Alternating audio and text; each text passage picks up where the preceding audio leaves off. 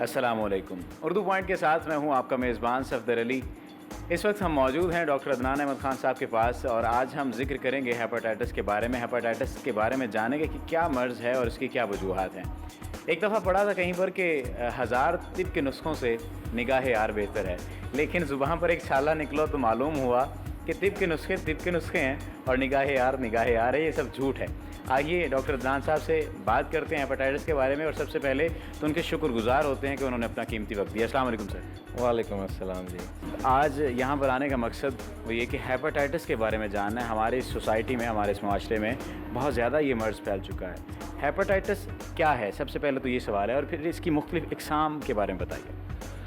Hepatitis एक मौलिक मर्ज़ है और ये जो है वायरस, एक आम वायरस होता है जो कि जिस्म में दाखिल होता है और फिर ये आस्ता आस्ता जिगर के थ्रू पूरे जिस्म में फैलता है। इसकी कुछ इक़साम जो हमारे पाकिस्तान में पाई जाती हैं उसमें हेपेटाइटिस ए है, हेपेटाइटिस बी है, सी है, इसी तरह 2 डी और ई है। वो अनकॉमन है, लेकिन जो बहुत जो आम हेपेटाइटिस हैं वो पहले 3 हैं, ए, बी और सी। जो सबसे पाकिस्तान में फैलने वाले जो हेपेटाइटिस हैं उसमें ए का जो अगर हम जिक्र करें तो एक ऐसी बीमारी है जो ज़्यादातर ख़राब पानी या ख़राब खाने की वजह से हो सकता है। और बी और सी वो तो आपको भी बहुत इसके बारे में जानकारी है कि आजकल ये बी और सी जो है बहुत ज़्यादा फैल रहा है। पाकिस्तान में ए, बी और सी जो ये हेपेटाइटिस है इसका मसला ज़्यादा है, डी और ई नहीं है। सर, हेपेटाइटिस का मर्ज़ अगर होता है तो इसकी तशख़ीस कैसे मुमकिन है? एक आम शख्स को कैसे पता चलेगा कि उसे हेपेटाइटिस है? हाँ, अगर हम हेपेटाइटिस ए की बात करें, इसमें आम जो इंसान है उसको ये लगता है कि यरकान हो गया। तो यरकान की जो कैफियत है वो एक पीलेपन की आप उसको मतलब देख सकते हैं, लेकिन अब वो हम उसकी तशख़ीस कैसे करेंगे कि ये कौन सा यरकान है? उसको अगर मेडिकल टर्मिनोलॉजी में बात करें तो हेपेटाइटिस ए है, बी और सी है। ये 3 वजूहात हो सकती हैं उसकी, जो पाकिस्तान में कॉमनेस्ट है। अब यरकान तो आम बंदे के लिए तो यही है कि ये एक पीलिया हुआ है मुझे, तो तशख़ीस ऐसे मुमकिन है जी कि इसके टेस्ट अवेलेबल हैं। हर लेबॉर्ट्री से हम हेपेटाइटिस ए, बी और सी के टेस्ट करवा सकते हैं। अगर हम स्क्रीनिंग टेस्ट होता है वायरस को डिटेक्ट करने के लिए, तो हम किसी भी लैब के पास जाएं और कभी आप अपने जो डॉक्टर जिसको आप दिखा रहे हैं उसके पास अगर आप अपने तौर पे मतलब ये जानकारी हासिल करना चाह रहे हैं या तशख़ीस करवाना चाह रहे हैं कि मुझे कोई हेपेटाइटिस का मर्ज़ लाहक तो नहीं, तो आप ये टेस्ट अपने फिजिशियन से या अपने जो डॉक्टर को आप कह के लिखवा सकते हैं और लेबॉर्ट्री से करवा सकते हैं। अब इनके जो टेस्टों की हमारे मुल्क में जो टेस्टों का क्राइटेरिया जो हम करवा रहे हैं उसके भी कि अच्छी लेबॉर्ट्री से आपने करवाएं, ठीक है जी। आम जो गली मोहल्ले में लेबॉर्ट्री है उससे जो लेबॉर्ट्री के हम टेस्ट करवाएंगे वो भी इतने रिलायबल नहीं होते, ठीक है। तो बेहतर है कि एक अच्छी लेबॉर्ट्री से ये टेस्ट करवाया जाए ताकि उसके रिज़ल्ट जो हैं वो रिलायबल हों। हेपेटाइटिस की ऐसी कौन सी निशानियाँ हैं जिनके पता चलेगा? हाँ जी, जो यरकान की जो पीलिया हुआ है वो तो एक तो आप अगर देखें कि मरीज़ की ज़ाहरी हालत ही पीलेपन से शो होगी, एक तो ज़ाहरी हालत से अंदाज़ा हो जाता है।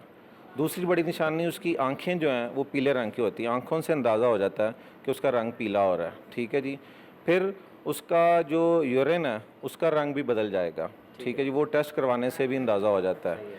फिर ये है कि जो हेपेटाइटिस ए है, जो कि मैंने बताया था कि गंदे पानी से या खुराक अगर ऐसी खाई गई है उसकी वजह से हो गया है, तो उसकी जो सिम्टम्स और साइन है जो आम मरीज़ों में देखे गए हैं वो ये है कि मरीज़ को बहुत ज़्यादा उल्टियाँ आना, पेट में दर्द का होना, मतली का होना और बहुत सीवियर डायरिया होना, ठीक है जी, और उसके साथ साथ पीलिया होना। जब ये सारी चीज़ें हों और पीलिया भी हो तो ये निशानदेही होती है कि हेपेटाइटिस ए की तरफ जा रही है बात, तो वो कंफर्म जो है वो टेस्टों से होता है, ठीक है जी। पाकिस्तान में इसकी क्या वजूहात, बुनियादी तौर पर क्या वजूहात हैं पाकिस्तान में? अगर बात करें हम, चूँकि हम पाकिस्तानी हैं, पाकिस्तान में रह रहे हैं, इस सोसाइटी में ज़िंदा हैं, तो इस सोसाइटी में, इस माशरे में क्या वजूहात हैं जिन वजूहात की बिना पर हेपेटाइटिस का जो मर्ज़ है ये पैदा होता है? हाँ, हेपेटाइटिस ए का तो हमने जिक्र कर चुके हैं कि वो ख़राब खाने और पानी गंदे की वजह से, लेकिन अगर हम बी सी की बात करें तो इसमें जो ज़्यादा ये देखा गया कि जो सिरिंजेस हम यूज़ करते हैं वो दोबारा रीयूज़ होती हैं। एक दफ़ा यूज़ करने से उसको रीयूज़ करें। अगर किसी एक मर्ज़ को हेपेटाइटिस सी था और उसे रीयूज़ किया गया, पैकिंग करके दोबारा उसी सिरिंज को इस्तेमाल किया गया, एक नए मरीज़ से सैंपल ड्रॉ किया गया या उसको लगाई गई, उसमें इंजेक्शन लगाया गया, तो उससे भी हेपेटाइटिस फैलने का ख़तरा होता है, जो कि बी और सी दोनों फैल सकते हैं।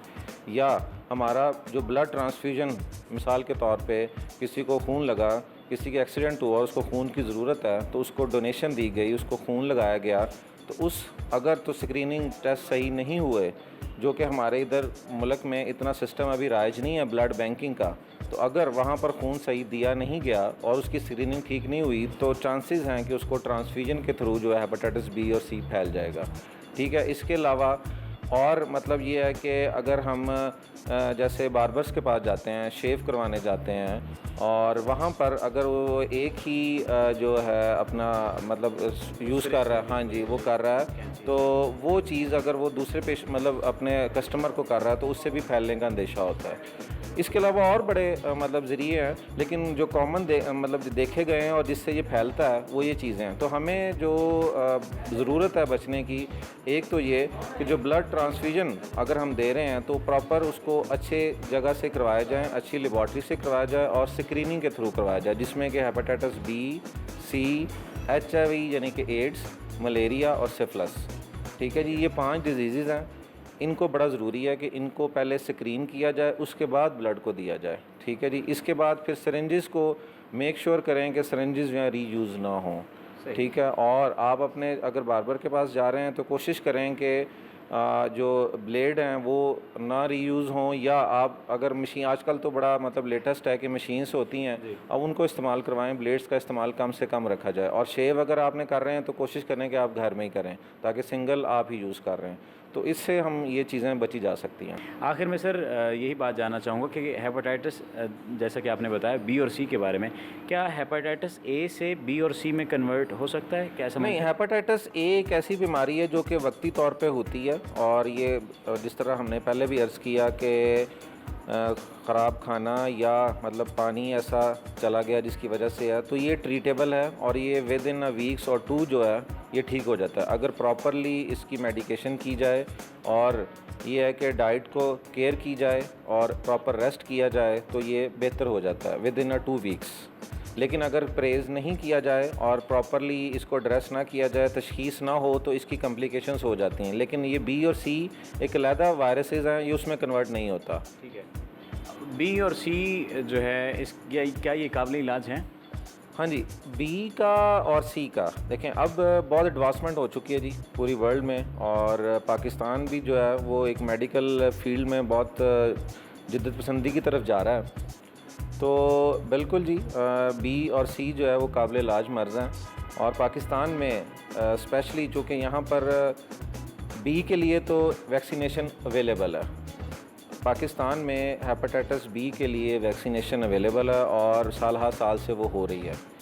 जहाँ तक सी की बात है, इसकी अभी पूरी दुनिया में वैक्सीनेशन अवेलेबल नहीं है, लेकिन एक अच्छी बात यह है कि अब पहले इंजेक्शन फॉर्म में होते थे इसका इलाज, लेकिन अब यह है कि गोलियों की सूरत में आ चुका है। ठीक है। और बहुत ही सस्ता है पाकिस्तान में। ठीक है जी, बाहर की दुनिया में भी ये बहुत महंगा है, लेकिन हेपेटाइटिस सी का जो इलाज है वो गोलियों की सूरत में यहाँ पर मुमकिन हो चुका है, और बाहर की दुनिया में अभी बहुत महंगा है, लेकिन पाकिस्तान में ये एक काबिल इलाज और सस्ता इसका इलाज है। ठीक है जी। ठीक हो गया। आखिरी सवाल मेरा ये है कि क्या इसकी वैक्सीनेशन होती है, यानी पहले आप एहतियाती तौर पर वैक्सीनेशन लगवा लें, तो जो वैक्सीनेशन करवाई जाती है वो क्या हेपेटाइटिस ए की होती है या वो बी सी की भी होती है? नहीं, हेपेटाइटिस ए की वैक्सीनेशन है, बी की है, सी की नहीं है। ठीक है जी, ए की भी अवेलेबल है, बी की अवेलेबल भी है, लेकिन सी की नहीं है। तो मेरी गुजारिश ये है कि ए की और बी की वैक्सीनेशन ज़रूर लगवाएं। अपने जितने भी आपके लोग हैं इर्द गिर्द, उनको अवेयरनेस दें ये कि ए और बी की वैक्सीनेशन ज़रूर कराएं, क्योंकि अगर ये एक दफ़ा मर्ज़ हो जाए तो ये मोहलक बीमारी में भी कन्वर्ट हो सकता है। तो बजाय इसके कि हम इस मोहल्लिक बीमारी का सामना करें, उससे ही पहले हम इस चीज़ को बचा जा सकता है। इससे पहले कि देर हो जाए, आपको इस बात का ख्याल रखना है कि हेपेटाइटिस के मर्ज़ से बचने के लिए आप वैक्सीनेशन करवाइए और अगर खुदा न खास्ता आप वैक्सीनेशन नहीं करवाते और आपको ये मसला हो जाता है, आपके साथ ये मर्ज़ आपको चिमट जाता है, तो इससे बचने के लिए जो एहतियाती तदाबीर हैं उनका ख्याल कीजिए, दवा लीजिए, टेस्ट करवाइए और उसके बाद इस बात का इरादा कर लीजिए कि आपकी जान अपनी है और अपनी जान की हिफाजत आपने खुद करनी है। यही दुआ है। और बिल्कुल सही कहा था गालिब ने कि तंगदस्ती गर ना हो गालिब, तंदुरुस्ती हज़ार नेमत है। तो तंदुरुस्ती हज़ार नेमत है, इस नेमत का आपने ख़याल रखना है, हमने ख़याल रखना है और अपने इर्द गिर्द के लोगों को भी इस बात की इत्तला देनी है कि आपकी ज़िंदगी बहुत कीमती है और इसका ख़याल भी आप रखिए। इर्द गिर्द के लोगों को हेपेटाइटिस के बारे में, जैसा कि आपने अभी इस प्रोग्राम से जाना, हेपेटाइटिस से बचने की एहतियाती तदाबीर भी आपने जानी। अच्छी खुराक खाइए और अच्छी खुराक के साथ साथ अपने माहौल के बारे में, माहौल को आलूदा होने से बचाइए। ये आप करेंगे और हम करेंगे, और अगर ये सब कुछ हम करेंगे तो लाजमी तौर पर हमारा मुल्क संवरेगा और हम तरक्की कर सकेंगे। कैमरामैन आफ्ताब यासीन के साथ सफदर अली को दीजिए इजाज़त। देखते रहिए उर्दू पॉइंट। अल्लाह निगहबान।